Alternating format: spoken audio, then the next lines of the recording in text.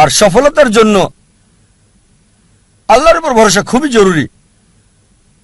আল্লাহ কোরআনে বলেন সূরা আল ইমরান অধ্যায় 3 আয়াত 160, যদি আল্লাহ চান কেউ পেছনে ফেলতে পারবে না, আর তিনি সাহায্য না করলে কে আছে এমন যে সাহায্য করবে? আর মুমিন লোকগণ কেবল আল্লাহর উপরে ভরসা করেন। আল্লাহ বলেন সূরা আনকাবুত অধ্যায় নম্বর 29 আয়াত নম্বর 69 যে যদি চেষ্টার সংগ্রাম করো আল্লাহ সুবহানাহু ওয়া তাআলার পথে তিনি পথ খুলে দেবেন। আল্লাহ আরো বলেন সূরা নাহাল অধ্যায় 17 আয়াত 43 এবং সূরা আম্বিয়া অধ্যায় 21 আয়াত 7, ফাসআলু আহলে যিকরি ইন কুনতুম লা তা'লামুন। যদি তোমরা না জানো তাকে জিজ্ঞেস করো যে জানে, তার কাছে যার জ্ঞান আছে। তাই সফলতার জন্য প্রথম আল্লাহর উপর ভরসা, দ্বিতীয় হচ্ছে চেষ্টা করা, সাধনা করা আল্লাহ সুবহানাহু ওয়া তাআলার পথে, তৃতীয় হচ্ছে যে জানে তাকে জিজ্ঞেস করা। পরিকল্পনাটাও জরুরি, গন্তব্য থাকাটাও জরুরি।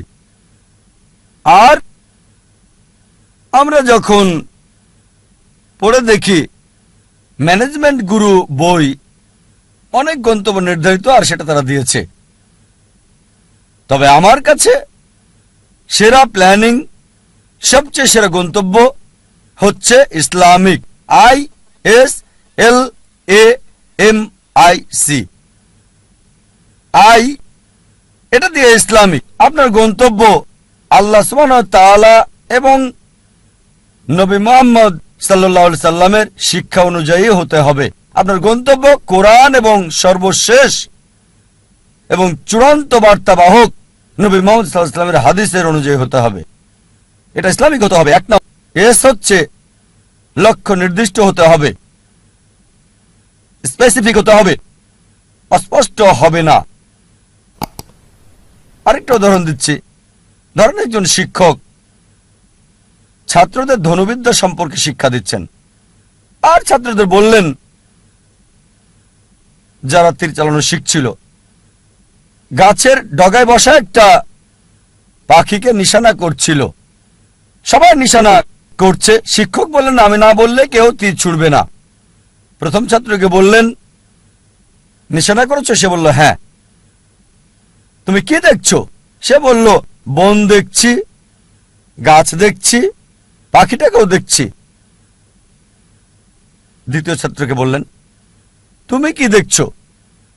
সে বলল স্যার গাছটা দেখছি, গাছের ডাল দেখছি, আর পাখিটাকেও দেখছি।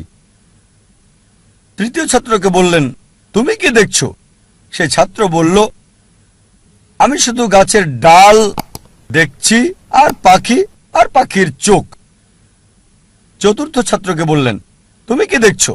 সেই ছাত্র বলল স্যার আমি শুধু চোখ দেখছি আর অন্য কিছুই দেখছি না।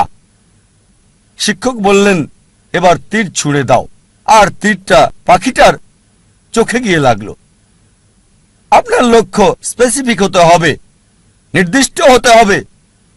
কোনো ভ্রমণকারীর মতো হলে হবে না, যার কোনো উদ্দেশ্য নেই।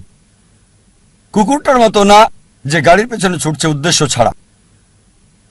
তৃতীয় বিষয় এল দিয়ে বোঝাচ্ছে এটা লাভজনক হতে হবে।